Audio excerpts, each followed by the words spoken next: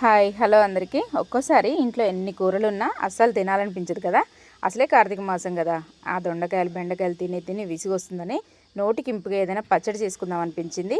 ఇంకెందుకు ఆలస్యమని నా గార్డెన్లోకి అయితే వెళ్ళి పుదీనా దింపుకున్నాను అనమాట. టొమాటో పుదీనా పచ్చడి చేసుకుందామని.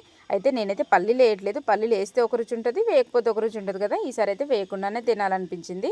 అట్లనే పచ్చడిని మిక్సీలో వేసిన దానికంటే రోటి పచ్చడికి కూడా చాలా బాగుంటుంది అంటారు కదా. మరి నాకైతే అంత ఓపిక లేదనేసి పచ్చిమిర్చిని టొమాటోని ఇంకా పుదీనాని చక్కగా కొంచెం ఆయిల్ అయితే వేసి వేయించుకున్నా.